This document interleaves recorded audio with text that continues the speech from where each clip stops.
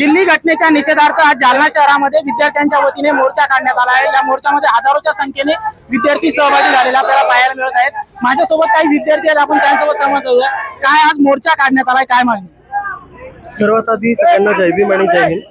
सगळ्यात पहिले तर मी पण एक विद्यार्थीच आहे आणि मी कॅट एक्झामिनेशन देतोय, जो एनटीए ऑर्गनाइज करतो, म्हणजे सेम ऑर्गनायझेशन जी नीट ऑर्गनाइज करते। आणि हे खूप इझी आहे, आपण सतत चारदा म्हणतो की पेपर कुठलं तर काय झालं परत घेतलं, पण याचा अर्थ हे नाहीये की पोरं परत परत अभ्यास करतील। तो मोटिवेशन, तो पेशन्स परत परत येत नाही। ते आम्हाला माहिती किती अभ्यास करावा लागतं, 9 तास सगळ्यांचे बोलणे ऐकून घरी बसून अभ्यास करणं इझी नसतं।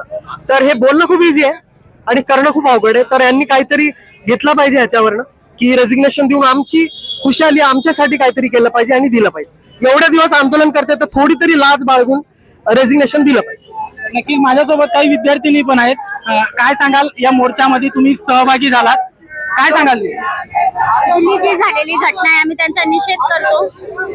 दिल्ली झालेल्या घटना ते पोलीस आहे का कोण आहे मला हेच कळत नाही। अक्षरशः लेडीजला कपडे फाडूच तर मारलं, मुलींचे हाल बघितले, त्यांचे हात तुटेल, कसे त्यांचे घरचे त्यांना तिथं जाऊन द्या।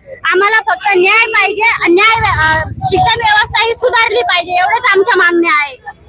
माझ्यासोबत काही आंदोलक विद्यार्थी पण आहे, काय सांगाल आज या मोर्चाचं आयोजन केलं, काय प्रमुख मागणी? प्रमुख मागणी ही आहे की सरकारनं पेपर फुटी जबाबदारी घ्यायला पाहिजेत आणि प्रधान जो आहे त्याने राजीनामा दिला पाहिजेत। तसं जर पाहिलं तर सगळी यंत्रणा खराब झालेली आहे, त्यांच्याकडनंच राजीनाम्याची अपेक्षा आहे। आणि शिक्षणामध्ये जे काही बट्ट्याबोळ झाला आहे तो त्यामध्ये सुधारणा होणं गरजेची आहे आणि हे सत्तेत असेपर्यंत होणार नाहीये, म्हणून हा मोर्चा आहे।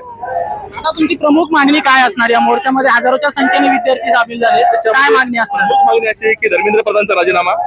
दुसरी मागणी आहे की तुम्ही ज्या विद्यार्थ्यांवर लाठीचार्ज केलाय त्यांच्यावर गुन्हे दाखल केले, ते गुन्हे परत घेतले पाहिजेत। आणि तिसरी मागणी आहे की तुम्ही त्यांच्या ज्या काही मागण्या विद्यार्थ्यांच्या त्या मान्य केल्या पाहिजेत ज्या असतील त्या, ज्यांनी लाठीचार्ज केला आणि ज्यांनी लाठीचार्ज केलेला आहे त्यांच्यावरती गुन्हे दाखल केले पाहिजे, कारवाई केली पाहिजे। राजीनामा दिला पाहिजे। माझ्यासोबत काही आंदोलक आहेत आणखी, काय सांगाल?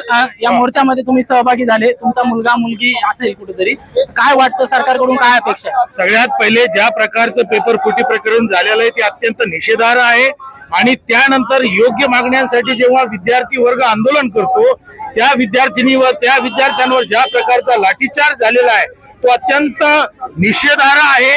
या ठिकाणी ज्यांनी कोणी आदेश दिले, चाहे या देशाचा गृहमंत्री असू द्या अमित शहा किंवा या देशाचा पंतप्रधान असू द्या, यांनी राजीनामा दिला पाहिजे। कारण या लेकरांच्या भवितव्यासाठी, या भवितव्यासोबत हे लोक खेळत आहेत। अत्यंत निहत्या विद्यार्थी त्या ठिकाणी होते, निहत्या विद्यार्थिनी त्या ठिकाणी होत्या, रक्तबंबाळ केल्या, नाही त्या ठिकाणी स्पर्श केले, त्यांना मारहाण केली।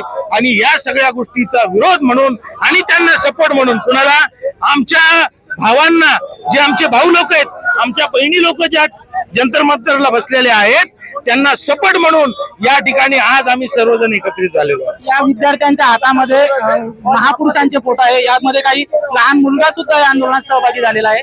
आणखी माझ्यासोबत काही विद्यार्थी या आंदोलनात सहभागी झाले, आपण त्यांच्यासोबत विचार करूया। भैया, काय सांगाल, मोर्चात सहभागी झाला, काय मागणी असणार? काय मागणी? धर्मेंद्र मुर्दाबाद। काय मागणी तुझी? मागणी पेपर लीक करू नका, भाजप म्हणजे मोदी हटावून देश बचाव। तुझं शिक्षण चालू आहे, काय शिक्षण आहे तुझं? सेकंड इयर झाले। पेपर लीक होत आहेत, पेपर लीक बंद करा तुम्ही। आणि एवढं बोलतो, विद्यार्थ्यांनी हा रोष दिल्ली घटनेच्या निषेधार्थ व्यक्त केलेला आहे। हजारोच्या संख्येने या ठिकाणी विद्यार्थी या आंदोलनात सहभागी झाल्याचे आज आपल्याला जालना शहरातून पाहायला मिळत आहे। महाराष्ट्र टाइम्स ऑनलाईन साठी योगेश कापळे, जालना।